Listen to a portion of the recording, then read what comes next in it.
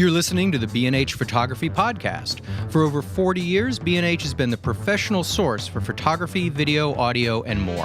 For your favorite gear, news, and reviews, visit us at bnh.com or download the B&H app to your iPhone or Android device. Now here's your host, Alan Weitz.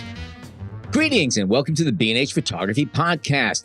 As September turns towards October and the chills of old man winter returns to the air and waters here in the Northern Hemisphere, we thought it would be a good time to talk about fishing, specifically fly fishing and, of course, fly fishing photography. So let's get into the autumn mood by welcoming not one, but two guests to our show today, Jess McGlothlin and Toby Nolan. While fishing is a year-round, round-the-world activity, as our guests will attest, I think most people associate fly fishing with the fall, the flannels, with colorful leaves and mist rising off the water. I know I do, and I look forward to having today's guests tell me how horribly ill-informed I am on that point. So that said, welcome Jess and welcome Toby to our show. Thanks for having us. Toby Nolan was born in Dublin, Ireland, and travels the globe on assignment, but bases his fishing and outdoor sports photography along the streams and riverbanks of Bend, Oregon. Toby's editorial work can be found in the Wall Street Journal, The Guardian, the FlyFish Journal, the Drake Magazine, and American Fly Fishing. His commercial clients include Under Armour, Ironman Triathlons, Bavarian Meats, Travel Nevada, Ross Reels, and many others. Thanks for joining us today, Toby. It's my pleasure. Thanks for having me on. And kudos on, I think that was probably the best Indian accent I've ever heard. Oh, you really know how to hurt a guy. Okay, let's try harder. Okay. Jess McGlothlin is currently based in Missoula, Montana, and wouldn't you know it, also speaks with a brogue. Or is it me? Anyway, Jess has photographed everywhere from the Arctic Circle to the Peruvian Amazon. Her storytelling approach has found a home in a range of genre and formats, commercial to documentary. Her client list is way too long to list, but brands like Patagonia and Yeti coolers and publications such as Field and Stream, the New York Times Men's Journal, and Southern Culture on the Fly should give you an idea. Jess is also a writer, and her images of outdoor adventure often accompany her own text. It's a pleasure to have you both on the show today. Happy to be here. Thanks for having us. Very cool. Now, let's start. Maybe we can start by debunking my assumption. Is fly fishing generally an autumn activity, or can you find trout bums and other fisher people out there all year round? Fly fishing, I think the beautiful thing about it is even when it's cold and nasty out, you can go south. You can travel and go anywhere around the world. Our winter is the best time to be fishing in the Southern Hemisphere. So autumn is an ideal time to get out and photograph. I love it because it is mist on the water, dramatic leaves. It's just gorgeous out. But no, those of us who are into it are crazy enough to fish 12 months out of the year. Now, let me ask you a question. Now, is this activity, is fly fishing, I'll give you trout fishing specifically because that's what I mentioned here. There are certain things like the mating season and water temperatures and things like that go into that. So how does that affect when the best times to go fishing is based on where you're living? It's a good question. Toby, you probably can speak to this really well. Yeah, that's actually a great question and a very relevant one right now. So I'm based in Central Oregon, a small town called Bend. We're in the high desert, and we often have pretty warm summers. This summer has been particularly hot. We've had a serious heat wave, and what we've found is actually a lot of our local fisheries, the water temperatures, which you mentioned, Alan, they're up over 70 degrees now, which is... You're cooking the fish. Exactly, yeah. And I mean, on a very basic science level, when the temperature rises, effectively the oxygen levels in the water start to decrease. So the warmer the water gets, the harder it is for the fish to simply survive and exist. So all of my local fisheries, or at least a lot of them this year, have actually gone under special restrictions and regulations where you're not actually allowed to fish during certain times of the day, or some have been closed altogether to try to protect those fish and make sure that just by going out for some sport, you're not having, a really detrimental effect on the fishery. But as Jess said, the beauty of fly fishing is it's global now. So whether it's getting in the car and driving to a different state or getting on a plane and going to a different country, there's no there's never a time where you can't go fishing somewhere. See, now, fly fishing has a certain advantage over other types of fishing. And I'm saying that because I have experience photographing deep sea fishing just from my background. And I know that, when you're out there and the fish are jumping, especially a billfish, it could be really just exciting watching these fish breaking the water and putting up a fight. But the truth of the matter is, unlike fly fishing, where as you get towards, you could photograph the person who's fishing and their immediate surroundings, and it still has this intense beauty about it. Once you pull back with deep sea fishing, you're looking at the inside of a white fiberglass boat usually, and like there's blood and guts and beer coolers all around the place. You don't have that.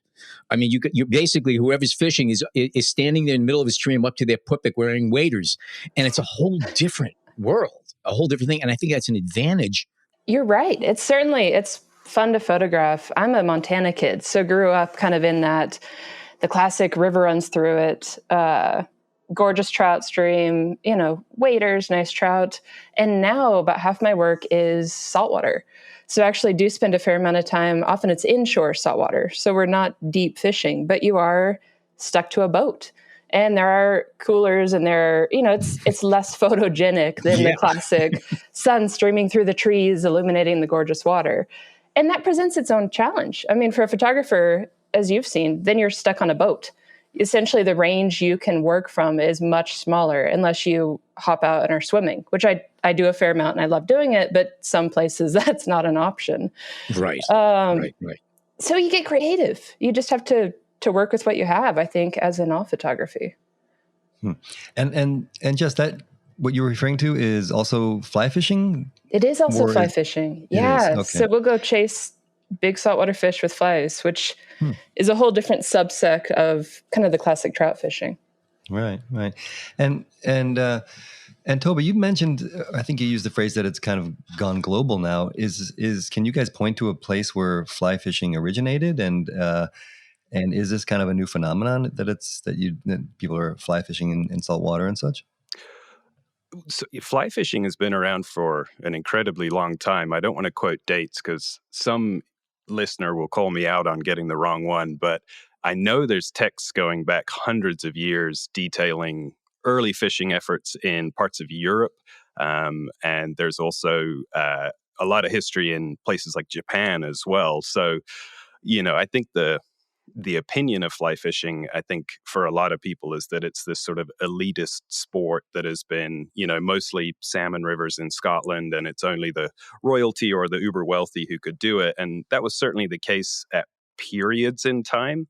But, I think nowadays it's pretty incredible that you can go to any state in the US and they will have their own core group of fishermen using flies targeting their specific species. I have some very close friends in Alabama, and Alabama is not a state that you would necessarily associate with fly fishing, but there's conservation groups starting up. They're doing annual competitions. They have local businesses getting involved, and it's all around, this species called the red-eye bass, which most people have never heard of. But then, you can also go to Mexico, fish the saltwater down there. You can go to Mongolia and fish taimen and things in the freshwater.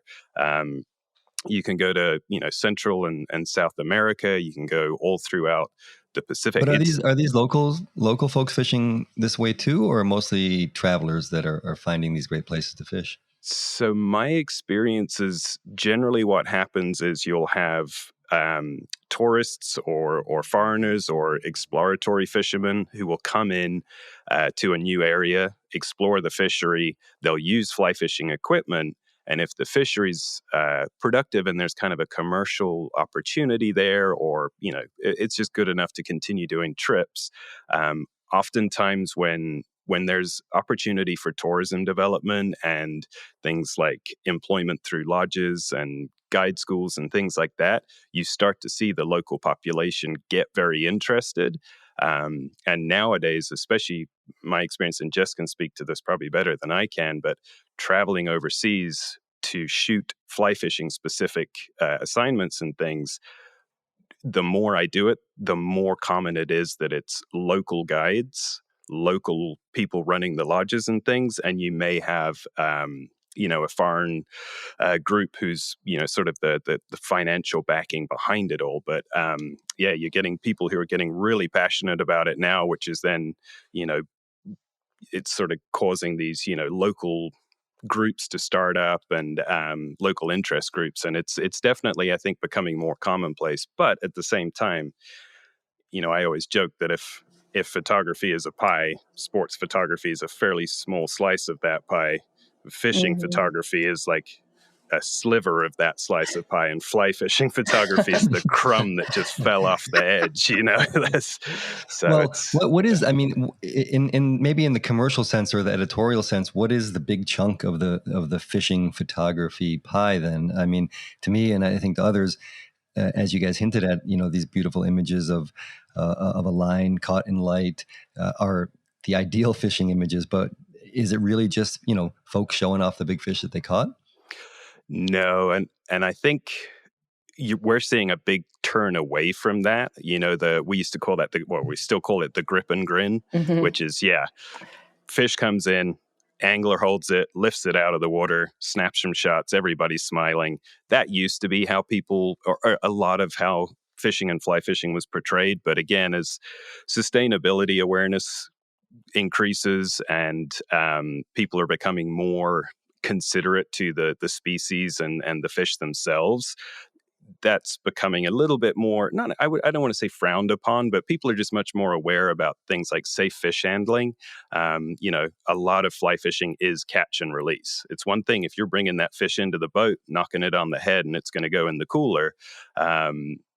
Obviously, it's less relevant to make sure it's breathing well. But with fly fishing, we're seeing a lot more kind of steering away from the grip and grin, and even just less fish picks in general, and more about the experience around that sport, that trip, that specific fishery, or whatever it might be. And I think that's partly as there's a greater awareness and more people are getting involved in the sport. You don't have to be very kind of black and white with the photos. People they already kind of have their own experiences, so you can then tell stories your own way. Right. When you're fishing, you're catching a fish with a hook that goes through its flesh somehow. And even though I heard people say, they don't feel it, we don't know if they feel it or not. So you've got that going on. And I get it. That's part of the act of catching this thing. And catching any animal usually will hurt in some way, especially if it's another animal catching it. But here it's the humans doing it using hooks. And now you're saying there's a difference between catching a fish in a hook and then standing there for another X amount of time, not long, to hold the fish above the water, smile, and then let it go. Is there a big difference in time for that for the fish? Does the fish care that much about that? Or is it going to jeopardize the fish's well-being any more than having that hook in the lip and out the lip and then just going back in the water? Alan, it's a great question to point out. And it's actually something I'm sure Toby and I could drone on this for an hour. It's something the industry has kind of recently become more aware of and talked a lot more about in the past few years. The way I like to think about it is anytime that fish is out of the water, it's essentially like me being in the water, sticking my head underwater and I can't breathe. So for a while, the rule of thumb was you start counting. As soon as that fish is lifted from the water, I would always tell people count to 5. And if you hit 5, that fish had better be back in the water so it can stay healthy and breathe, essentially. Okay. In regards to what Toby was saying is that maybe a lot of these grip and grin photos have gone away in terms of professional photographers because everyone has, a phone with them and they take their photos themselves.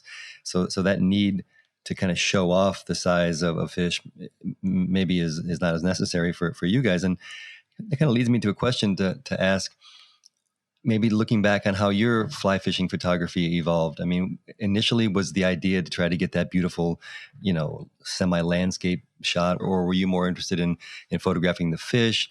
And then, where have you gone from then to kind of where you are now, and what interests you? And are you kind of putting certain aesthetics beside? That's a great question.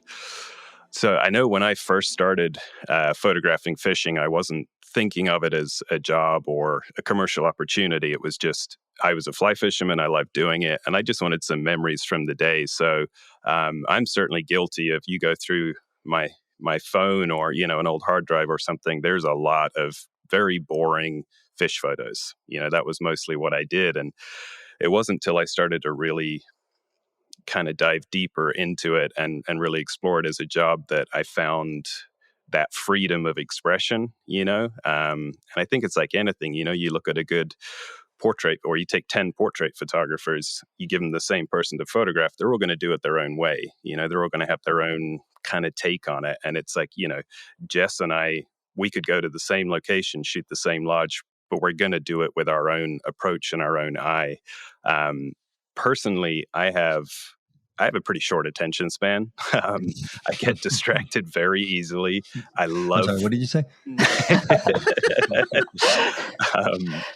So I love variety, and that comes across in the way that I shoot. There are some people who could go out and they'll shoot with, one lens, one body, and that'll be their whole setup. I like to keep things really exciting and interesting for myself. So when I go on a shoot, I really like to focus on the area. So the landscapes, kind of like you mentioned, John, small people in a big landscape. I love those kind of shots, especially really calming scenes. Again, I'm a little bit of a hyper person. It can be kind of hard to pin me down sometimes. So I think I subconsciously gravitate towards very calm scenes because it helps me ground myself a little bit. But then I also love, macro photography. So fly fishing provides phenomenal opportunities for getting out the macro lens and just creating really unique perspectives or even abstracts based on, how you're perceiving what's unraveling in front of you. And, the underwater stuff is huge as well, because again, that's just such a unique perspective. That's not what we're used to seeing on a daily basis. So if you have a piece of equipment that allows you to, Jess was talking about how she loves to swim. You can jump in the water, you can take your housing down, and all of a sudden you're getting a literal fisheye perspective on how this is playing out. Yeah, Jess, you had, I was going to ask this question a little bit later, but Toby brought it up. I mean, you have a couple of great shots on your site of fish underwater.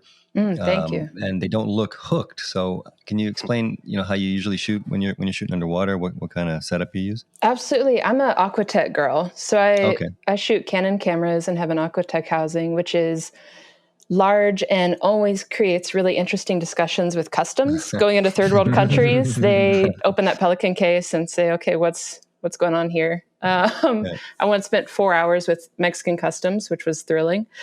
But no, it's a great kit. It's very durable. I've actually had that Aquatech housing. It was bit by a tiger shark in Samoa. It's got its own little scars from all of our different travels.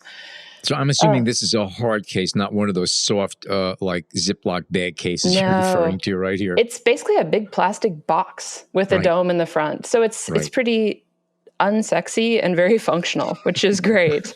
But no, I spend a lot of time, certainly in saltwater, watching as people bring fish in. Once they have the fish to the boat and are unhooking it, I'll hop in the water and swim off and try and catch that fish as it heads out to sea again. And obviously he could do a 180 and head the complete opposite direction from where I'm hiking out, and then I have no photos. So it's always a give and take with the fish. I am not a fan of like getting a fish on the line and having an angler keep him on the line and exhaust that fish so I can get a photo. That's not, in my mind, that's not ethical to the fish. I wouldn't ask a human to keep running circles endlessly so I can get a good photo when they're stressed out and wound up. So it's a give and take. Yeah. Quick two questions about that. Do you have the housing on even when you're shooting, let's say in a boat, just in case because of saltwater or general spray, or only when you're going underwater? And I guess the follow up on that, in that situation, when you jump in the water, what kind of lens are you using? So I have, typically when I'm working out of a boat, I'll run 3 cameras. I'll have a camera in that housing ready to go, which is also awesome if it rains. I've shot that thing in a typhoon in Japan, and it was fantastic wandering around town with this big underwater housing. And then I'll have 2 cameras in the boat outside of the housing, one with usually a 1740 and then a 7300. So the 1740 is great for shooting in the boat and getting up close. And obviously 7300 is very versatile and gives me some good reach. So that way, especially if we have a good fish or certain species of fish, once they're hooked, things tend to happen very quickly. And if my gear's not together, then I'm going to miss the shot. So it's always that. I think we as photographers are very used to hurry up and wait. Be ready for action when it happens. You better be ready to go. It is sports photography in its truest sense in many ways, because things happen split second. It's very hard to predict. If you're following a football game, a good example, if you're a sports photographer and you're shooting football, there are certain moves, there are certain things you can anticipate based on the rules of the game that you can't anticipate a fish. No. You don't know what's going through their head and stuff like that. So, and also, if a fish is below the water and then comes up, you don't know where it's coming up half the time. So you have to. It's a very, very, very difficult thing. And if you see a stunning photograph of a water, especially of a fish, especially when coming up through the surface of the water, that's dead on. I can tell you right now, there were 100 other frames that nothing happened. It was horrible, because that is a true winner. It really, really is. You know, I went fly fishing one time in my life from a very good friend of mine who's just a lunatic on it, and he carries spare kits of everything in his back of his car just so he could take other people with him when he passes a stream. Awesome. But I made the mistake of also taking a Nikonos camera with me that I had just purchased. And which, if you know, that's an underwater camera made by Nikon back in the 50s and 60s, right. A Jacques Cousteau camera. And I have to tell you that I got very distracted by the camera and ended up not paying attention. I just put the rod down, spent the day with the Nikonos taking pictures underwater, and for whatever it's worth, all the pictures were horrible. Oh, so, no. So there's my fly fishing story. I think it's also interesting to mention a little piece of an anecdote on this thing, is that fly fishing and photography are actually very well tied together historically. If anybody's ever heard of or used a Billingham camera bag, Billingham, which is from England, they started off making fishing bags and tackle bags. And then they realized that one of their big customers in the States was a photographer who was buying them left and right and selling them over as camera bags. And that's how Billingham got into the camera bag business. But they started off for fly fisher people. I did not know that. I didn't either. You do. That's a great connection. True story. True story. Yeah. Nice. It better be. But actually, that kind of leads me to one of my other questions, and maybe I'll throw this to you, Toby, first, but feel free, Jess, also. I mean, can you fish and photograph at the same time? So I guess my answer would be sometimes. It sort of depends on why we're out. Can you do them well? Let's put it that way. There you go. That's a better question. Yeah. I think for me, it's sort of that approach that, I guess first and foremost, if it's a client shoot, if I'm actually been hired to go and do it, then the photography and the client is always going to be my number one priority. Even if I've flown to a destination that I really want to go to, like I'm in Belize or Colombia or somewhere like that, and I've been desperate to be there and desperate to catch a specific species for myself, I still won't pick up a rod. My first goal is always make sure I've got all the shots I need. If I get to the end of the trip, and, say the client has been, because most clients, they want you to fish as well. They love it. They love seeing people get into fish. So they'll say, oh, pick up a rod. But kind of like Alan. What kind of client would, I'm sorry to interrupt, but when you say client in this case, what kind of client would you be referring to that would want you to fish with them? So oftentimes like a lodge owner or the guides for a lodge or outfitter. Yeah. Gotcha. But kind of like Alan said, you never know when something's going to happen or not happen, especially with fishing. If Jess and I could predict fish, I think we would probably be very wealthy guides as opposed to broke photographers. But because of that, it's like there's always this anxiety about, well, what happens if I hook that one spectacular fish of the trip? How do we capture that? Or, what happens if while I'm fishing, some incredible thing unravels and I don't have time to get my gear and capture that for the client? So if it's a client shoot, I generally don't fish, or if I do, it's a little bit at the very end. If I'm out just for fun, let's say, myself and a couple of buddies are just going to go grab a, 6-pack of beer and some rods and go fish for fun, I'll still always bring gear with me. But my approach then tends to be, I'm going to shoot the way kind of like any one of us, you, John, or Alan, or Jess, sometimes you just grab a camera and go for a walk for the joy of taking photos. Mm-hmm. But if you don't see anything that catches your eye, you don't take a shot and you don't mind. And that's kind of my approach when it's personal fishing. If the light is incredible or the conditions are phenomenal or something really unique happens, I'll shoot it. But otherwise, I'll just relax, have fun, enjoy the fishing, and just know that the gear's there if something worth shooting happens. And Jess, is that similar in the sense of commercial versus a personal trip? Yeah, absolutely, John. It's similar. I grew up in the fly industry. I was really lucky. I've helped run lodges overseas and have spent enough time, I think, working without a camera in my hand in the industry that when I started to carry a camera around, I was less worried about getting my own shot to fish and more excited to kind of document the whole ecosystem that comes with fly fishing. So it's been fun. Often I get as much joy out of sitting and watching someone have a great day of fishing and shooting that as I do actually fishing. There are definitely times where I'm essentially pacing in the boat and really do want to pick up a rod.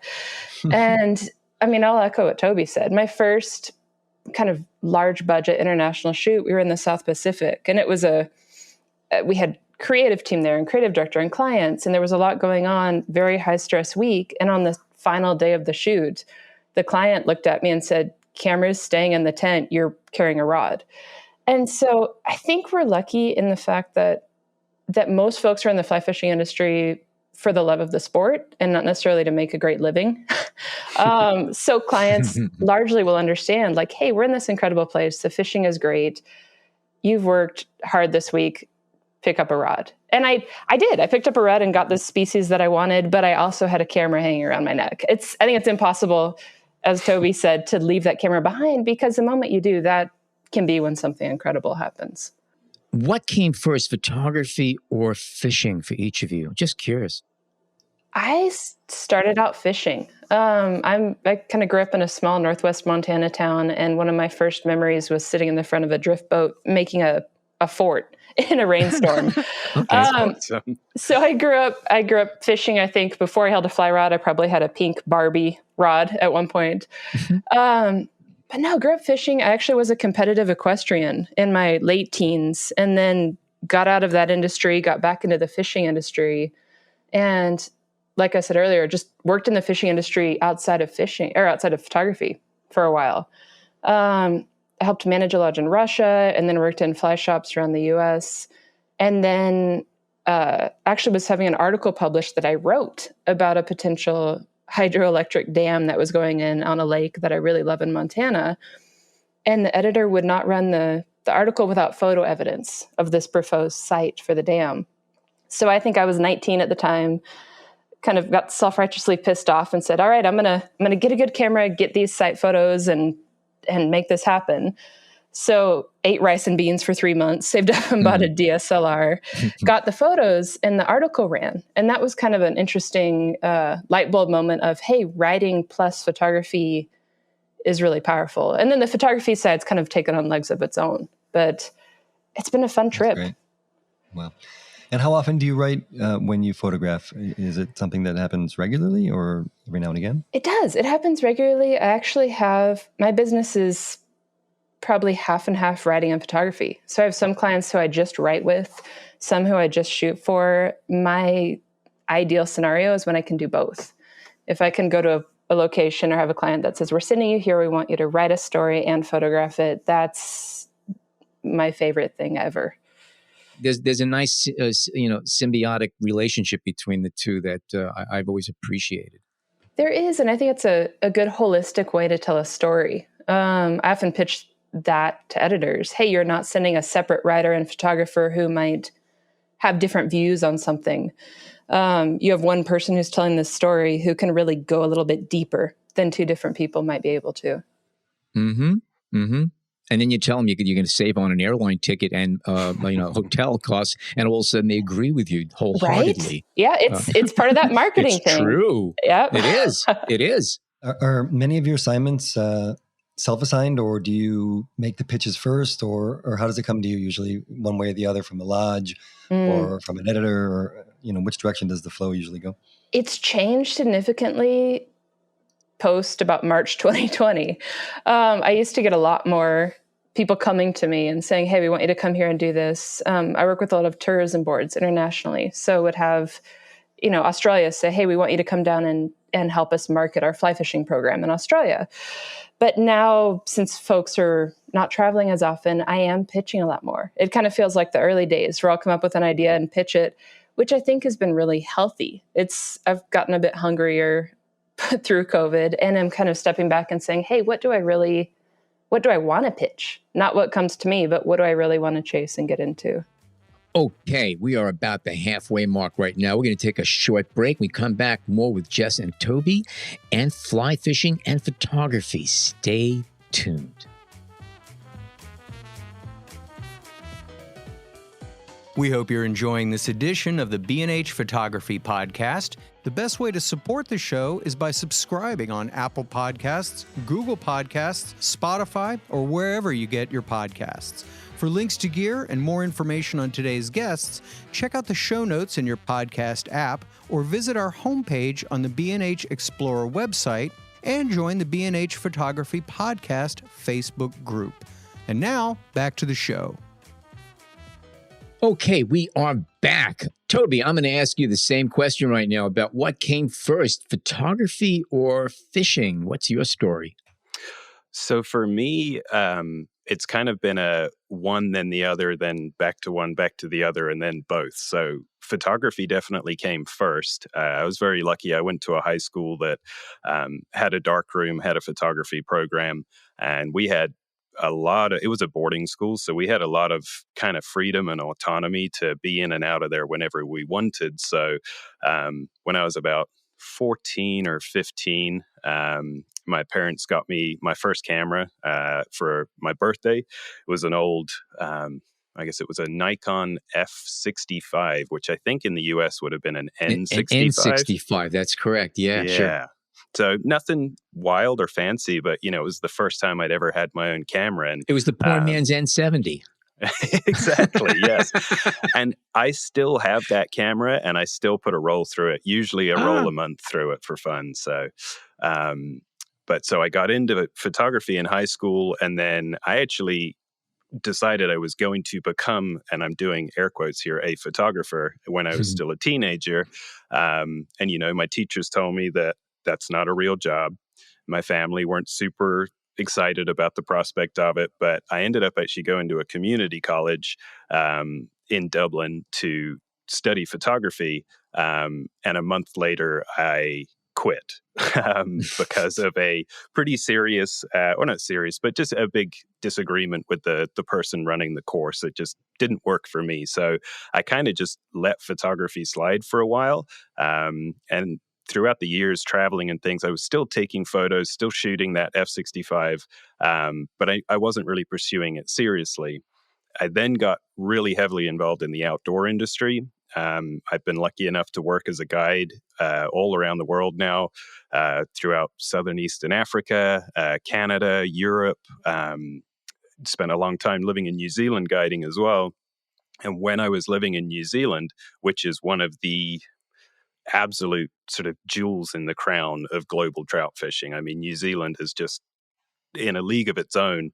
That's the first time I ever touched a fly rod, and it hit me really hard, and I fell deeply in love with it.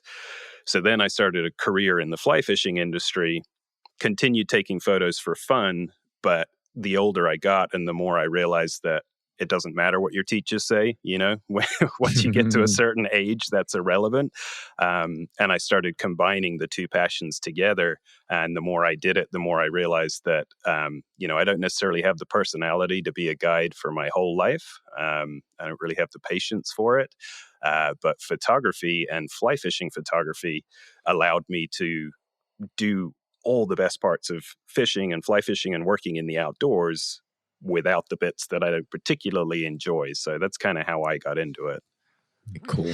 And do some of those clients and places that you work for still kind of come back through when you in the photography circles? I mean, are those contacts still alive in your world?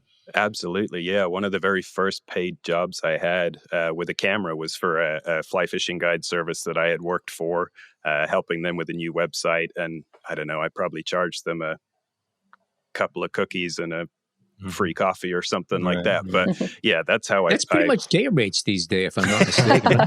That's a big budget job now. Yeah.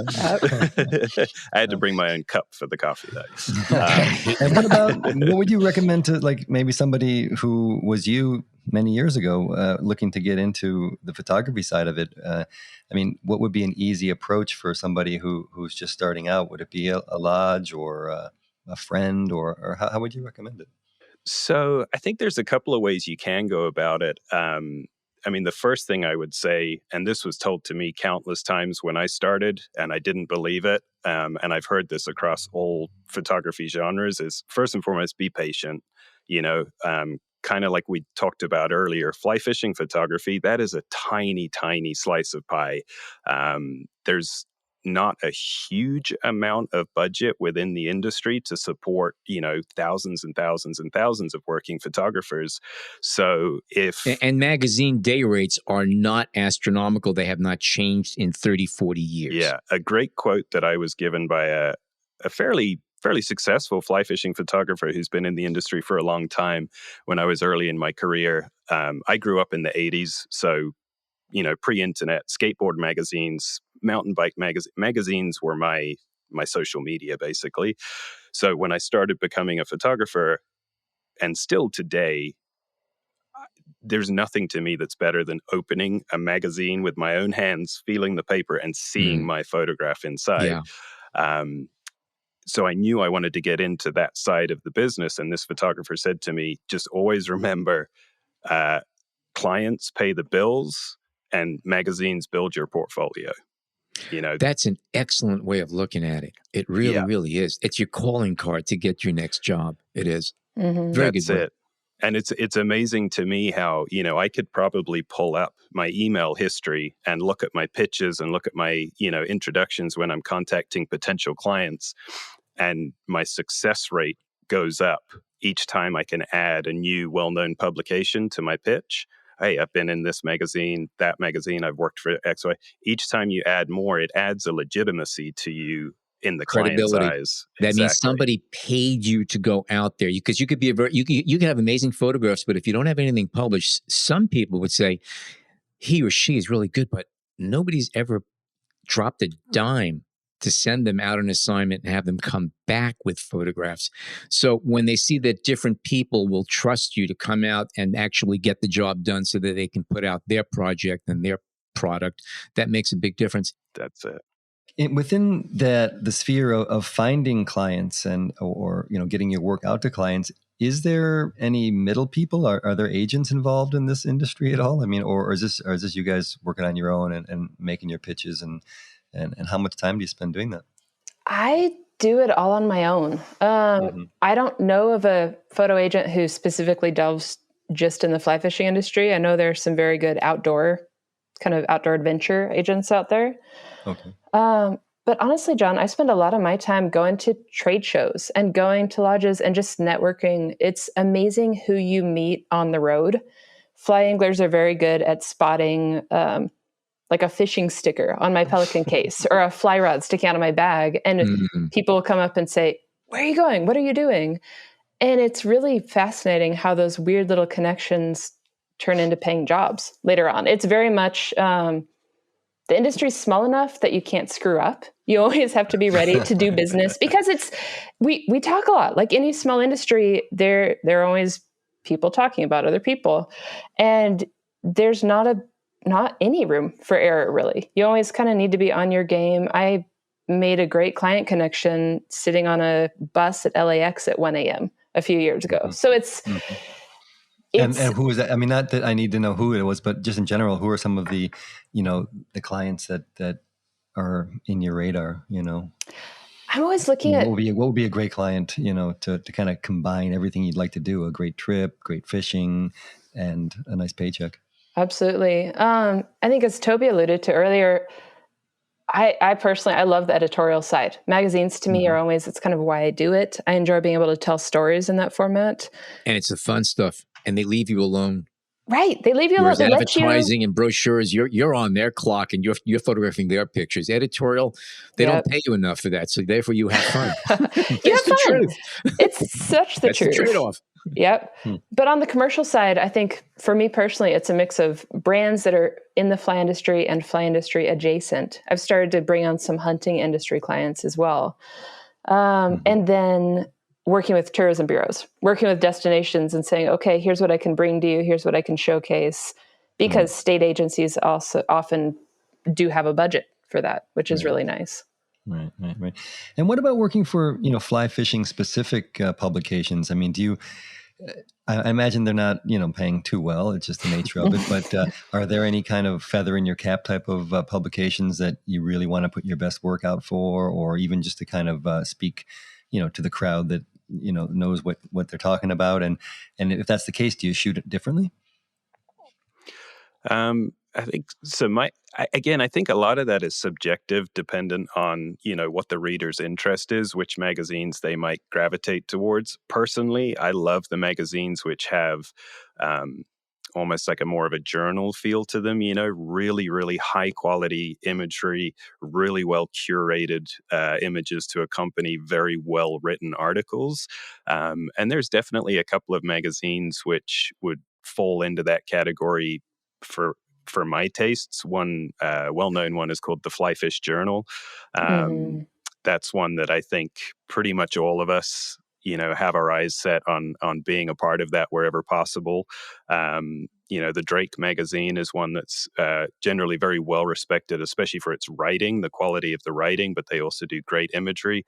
And there's actually, surprisingly, considering the print industry as a whole seems to be struggling and shrinking a bit, we've actually seen a couple of new hard copy print fly fishing magazines start up over the last few years, which are coming out with some really, really high quality stuff as well. So there's kind of something for everyone in that realm.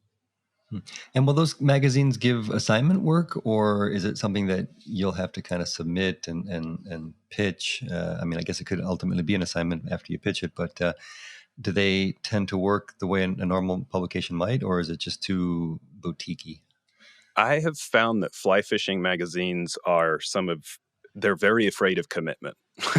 Yes. So send us the photos and we'll figure it out, or we'll see. Right. Exactly. Yeah. So you can personally, and Jess might have different experiences. My personal experiences with the fly fishing specific magazines, it's rare that they will contact you and say, here's a specific assignment we want you to go and undertake. It's more that, you'll come up with an idea, a concept, a story, a destination, whatever it might be. And then you will pitch the editors. And if they're on board, you'll kind of refine the focus of what it's going to be about. But it all hinges on, well, when you get back, send us the words, send us the images, and we'll decide if it's going to go to print or not.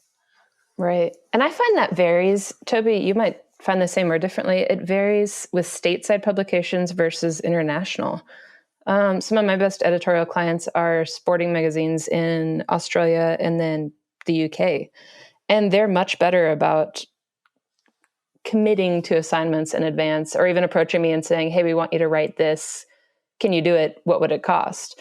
And I don't think I've ever had a fly fishing magazine editor in the US come to me with an idea and say, what do you need to make this happen? It doesn't seem to be a super common thing in the States, but outside the US, maybe a bit more so. If I can give you a little bit of a tip, okay, there's one body of water that I don't think anybody has touched yet, especially with fly fishing. It's open territory. You might want to jump on it. In Brooklyn, the Gowanus Canal. I've never seen anything on fly fishing in the Gowanus. You might want to look into that. Ooh. It's funny you mentioned that, because a dream shot of mine for years has been the Hudson with the skyline behind, because there's striped bass in there, and there's actually a flight. I think one of the largest striped bass was actually caught under the Verrazano Bridge, if I'm not mistaken. Really? And how cool of a backdrop would that be? Somebody, in my head, there's somebody on a paddleboard, a lone angler with a fly rod, hooked into a nice striped bass with that whole city sky. I just think that would be such a That would be, but see, the real challenge in the Gowanus Canal is that it's a super fund. Okay, nothing can live in it. Okay, now if you can catch something good there's your story. Okay, then you're good to go. You got to research the Gowanus Canal. Okay, it's trust me. All right, Toby, I think we need a trip. Let's do this. That's it. Let's make it happen. I like it. No, I mean, there are a lot of great fishing stories that come out of New York, as you can imagine. I mean, people don't think of it so much, but there's not one borough of New York that isn't somewhat surrounded by water. So, there's a lot of fishing going on out here. So. That's fantastic. Oh, yeah. I wanted to ask you about your gear, Toby, but one question I wanted to follow up on a bit is about the Aquatech housing and the idea of silence. I mean, I know you're using that for underwater work, Jess, but how disruptive is the sound of a DSLR when you're in a relatively quiet spot, I suppose, fly fishing? Do the other fishers, get bothered at all, or how's that play out? And do you need to silence things ever?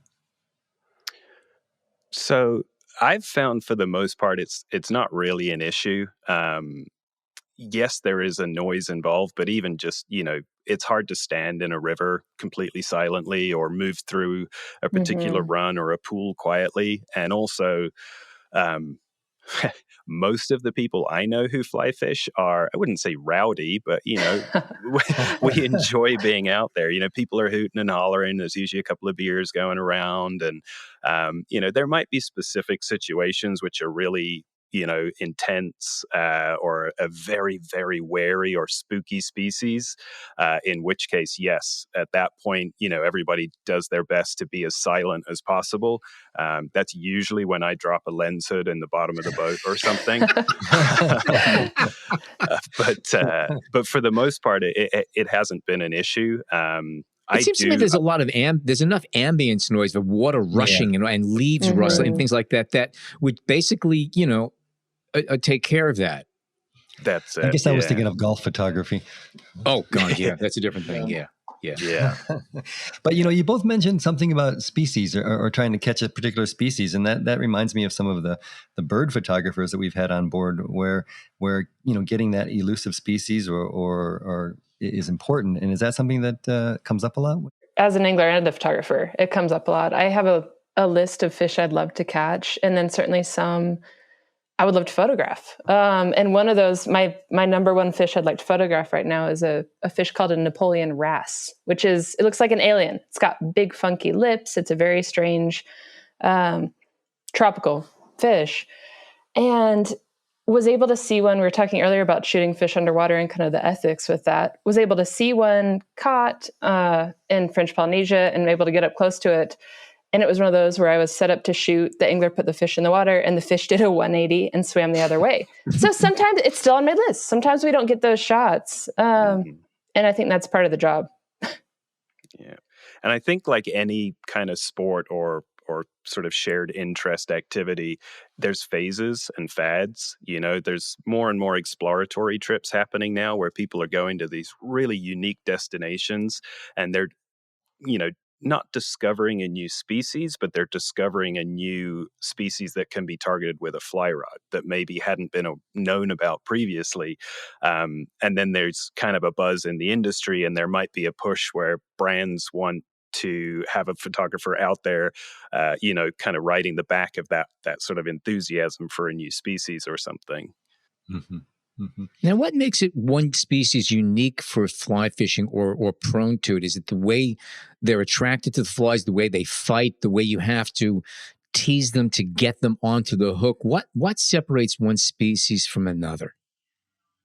I think as far as what makes a species a fly rod species, it really comes down to accessibility. If you want to target something like a Goliath grouper, which is, I don't even know, hundreds and hundreds of feet down, realistically, you could make it work with a fly rod, but it's not really a pleasurable thing to do. So that's not necessarily a species that you would consider a fly rod target. But if it's a species, I guess tuna is also out, huh? No, tuna on the fly is big. Really? Because they're up on the surface a lot of the time. Oh, so I thought those are much deeper. Okay. I know tuna from the cans on the counters at the supermarket, right. And sushi stands, but they would probably give you a hell of a sleigh ride, is my guess. That's what they call a knuckle buster. Okay. So All right. the reel you use for fly fishing, it has a small handle coming out of the side, which you grip to reel in. And some of those bigger, stronger, especially saltwater fish, when they start to run, they'll pull line off the reel, and that reel will spin so quickly that if you put your hand in there, it'll just take the knuckles straight off you pretty much. So And that's when you say, gee, should I use a 50 or a 35? exactly. Yeah. Absolutely. That's when you're grabbing for any camera within the immediate vicinity. Exactly. Yes. A sketch pad if you don't have the camera. Yeah, Yeah, absolutely. And speaking of which, Toby, what is your gear setup? What do you tend to bring with you when you're out fly fishing photography? So I've spent most of my career trying desperately to be like Jess. It's You're in trouble, Toby. It's kind of funny. I think we have very similar travel gear in a lot of ways, but I mean, my go-to, kind of like Jess, I generally run 3 cameras. So I shoot mirrorless, all Sony. So I have a Sony A7R III and an A7 III. Those are my main cameras. Those generally will have some combination of either a 16-35 and a 70-200, or maybe a 24-70 and a 70-200. Or I also have the Sony 200-600, which I've actually found myself carrying more and more recently.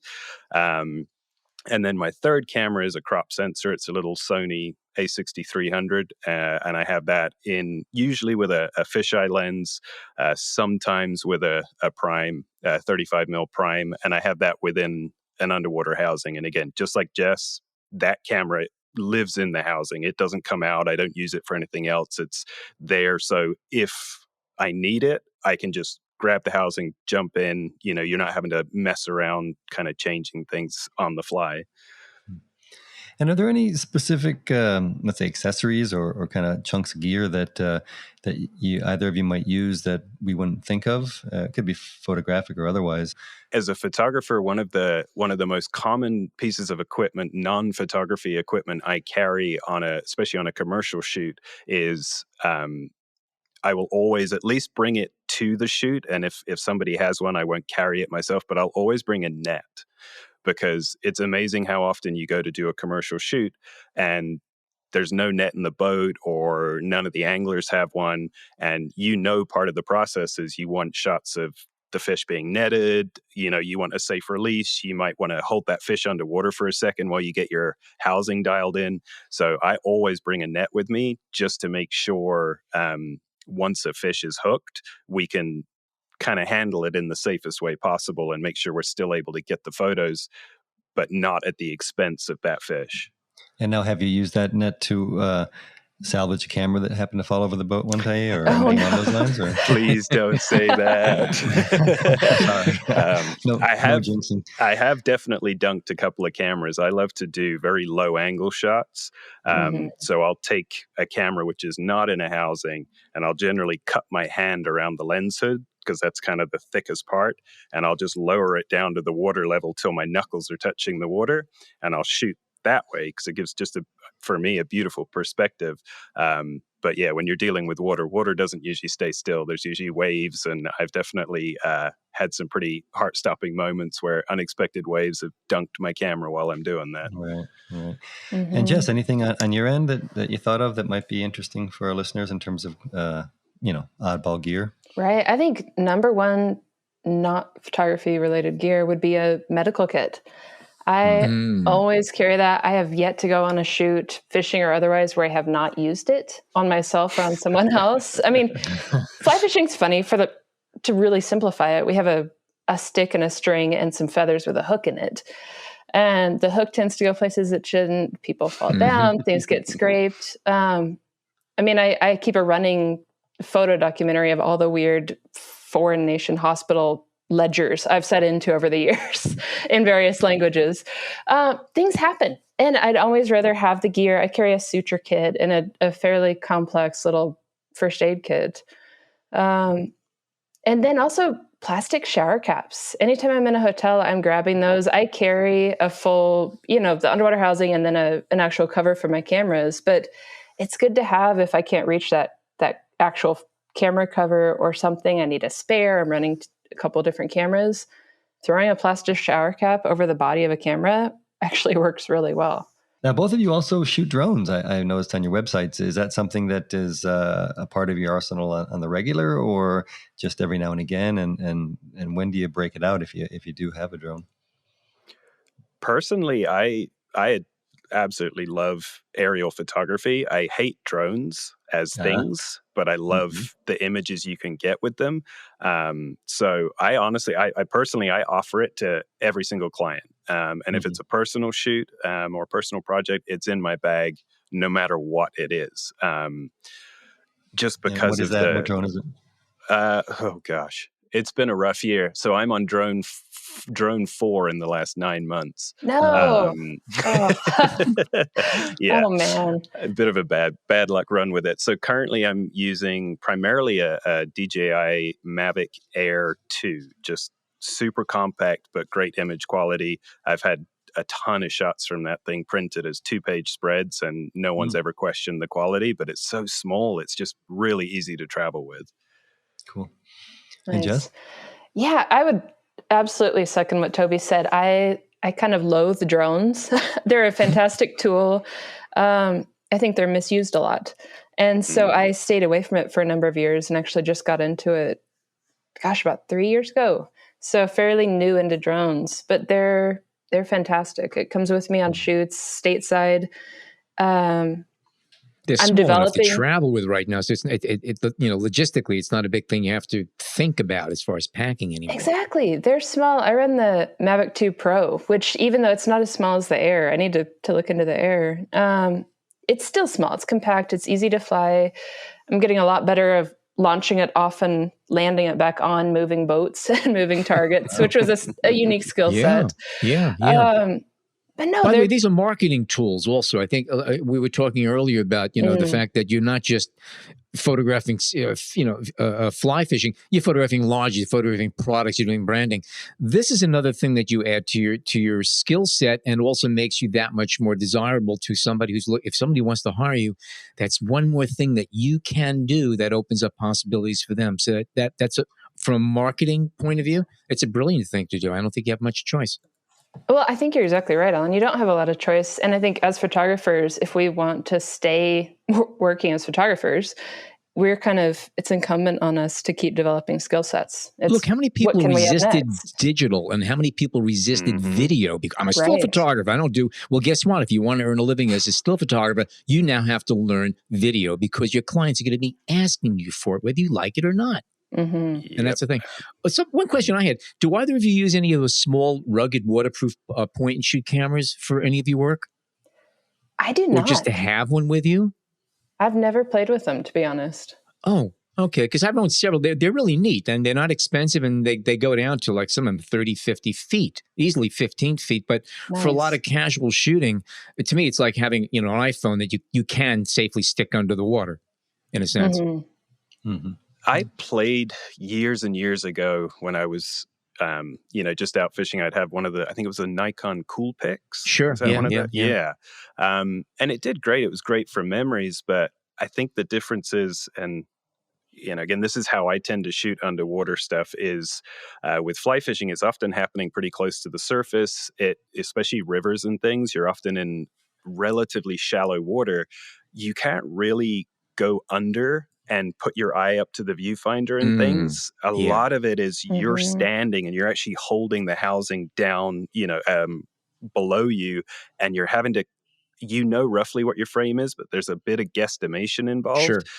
But that inevitably means for me personally, when you get those files, imported later on, you definitely want the ability to go in and do edits on them. You're going to have to do some color corrections. You're going to have to do a lot with dynamic range and things. And I think just having, a slightly higher quality camera with a slightly larger sensor that gives you files that you can work on afterwards. Personally, that's critical. Essentially, they're giving you files that you don't have to make a choice between shadows and highlights. You could actually play with both. I guess that's what it boils down to. Exactly. Especially if you want to do like a split shot where, say, you've got, the fish underwater, but then you've got the boat or something above the water. At high noon. Yeah, yeah, Yeah. which is when everything happens with fly fishing. Of course. Yep. Yeah. It's come up a few times in conversation, this idea of, I guess, a loose phrasing of it would be the ethics of fishing photography. And I'm wondering if there's something that is this kind of a recent movement that you guys are feeling about, or is it kind of stemming from what we see also in maybe the outdoor adventure photography world? But do you guys have any thoughts on that and where it's going and how you guys try to practice this? That's a really good thought, John. I think it's something I've been aware of in the industry for 5 or 6 years. It's been interesting as we've seen more people get outdoors in 2020 and 2021, kind of this COVID era that we're in. We're seeing a lot more people on trails, on rivers, and just outside, which is putting more pressure on our waterways and therefore our fish. And that's really kind of shone a light on, hey, if we want to have fisheries that we can fish in and photograph in 10 years, we need to start taking a little bit better care of our resources. It's not a new thing by any stretch of the imagination, but it's been interesting, I think, on social media with this new audience coming into fly fishing and to the outdoors in general. Folks are talking about it more. And that extends to the fishing photography side of it. I mean, you mentioned a few things just about how, you don't want to photograph a fish, who is which is in distress or perhaps, still hooked. I'm not exactly sure, but in terms of your work, is there any decisions you've had to make where you're just not going to photograph that, or even, the leader or someone who is leading a tour, or you just don't appreciate the way they're doing things? I think, and Toby alluded to it earlier, I believe, it comes down to, hey, if the river's too hot, if we feel like fish don't do well when the water gets hot, there's less oxygen in that water, so they're stressed, essentially. And personally, I haven't been fishing trout here in Montana much at all, July and August. Now that things are cooling down, I'll start to again. But if I'm not fishing, I'm therefore not photographing. And I've had editors reach out and say, hey, we want new fish shots. Why aren't you sending me trout photos? And have to have the talk with them of, hey, I don't feel like it's terribly ethical right now to get out and do that. And people do watch on social media. And you do, I think, need to be aware of the precedent we're setting as photographers, where if I go out on a 105-degree day when the water's 75 degrees and have a bunch of photos of fish out of the water that are dry and stressed, that's kind of telegraphing to other folks that, hey, I'm doing it. You should do it too. Personally, I loathe social media. If I didn't have to do it for my business, I would not touch it. I think it's a toxic thing, but we can use it in some good ways as well to help just kind of spread that awareness. Yeah, I think to sort of piggyback a little bit on what Jess said there, because I think she said that beautifully. That was, very much how I feel. And I've also noticed that as there's a sort of a general raising of awareness towards proper fish handling, there's certain conservation groups which have grown in popularity and are helping put out really good messaging around that. Mm-hmm. But we're seeing more brands and things adopt that approach because, again, it's a relatively small industry. So there are, there's a collection of core brands that most fly fishers are looking towards, whether that's social, whether that's web, whether that's advertising. And I've noticed a lot of those brands, they're updating their brand standards as far as what they give to a photographer. They might not give you an exact shot list, but they'll give you something which outlines basically what's acceptable in their eyes to be used for their own marketing. And so many of them now are putting in caveats about, we will not use photos of fish out of the water, or we will not use a photo of a fish that's dragged up the bank, or, Mm-hmm. any of these sort of ethical things. Brands are now requiring photographers to avoid that, which I think is really good because, again, then you've got the brands, you've got the magazines, and you've got sort of the imagery is all working together to kind of promote the same approach towards conservation and ethical fish handling. Well, guys, as all things must come to an end, same thing goes for this show. It's been absolutely wonderful speaking to each of you. An interesting topic, a little bit different from what we usually do here. Toby, if people would like to see more of your work, where can they go to? Yeah, thank you so much for having me on, guys. It's been a pleasure to chat with you and a pleasure to have Jess on here too. We've spoken a lot online, but first time speaking voice to voice. So Absolutely. Okay. That's cool. Yeah. So if anybody wanted to find my work, my website is just tnolanimagery.com. And my social, my Instagram and stuff is just at t.nolan.imagery. Pretty easy to track down. And that'll be in our show notes. And Jess, what about yourself? People want to see more of your work. Absolutely. Website is jessmcglothlinmedia.com. I won't try and spell my last name. It's always a beast. It'll be in the show notes. It'll be in the show notes, correct. And Instagram is just Jess_McGlothlin_media. And thanks so much for having us. As Toby said, he and I have kind of chatted back and forth for a long time, but this has been very fun to sit and have a conversation. That's great. Glad you guys enjoyed yourself. That's the idea. Hey, just real quick, any place, can we find some of your writing on your site as well? Yeah, it's a good question. Absolutely. Yeah, I have a section on there. I have several case studies with projects, fishing and non-fishing, and a whole different section for writing as well. Okay, great.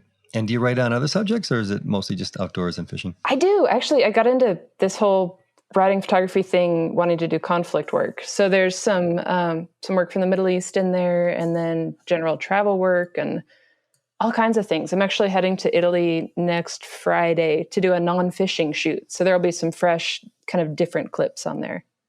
Wonderful. Cool. Guys, thank you again. Now, if you love this show, but you're still not a subscriber, what are you waiting for? Head on over to Spotify, Apple Podcasts, Google Podcasts, or wherever you snag your favorite shows. Type B&H Photography in the search field and hit enter, and boom, you'll never miss another episode. And if you are already a subscriber, leave a nice comment for us. Tell the boss and bean counters how much you love the show. We appreciate it when you do, and they like it too. And links to this and previous episodes of the show can be found on the B&H Explorer website and on the B&H Photography Podcast Facebook group page. So alternative side parking rules are back in effect today, which means we have to wrap up things right now.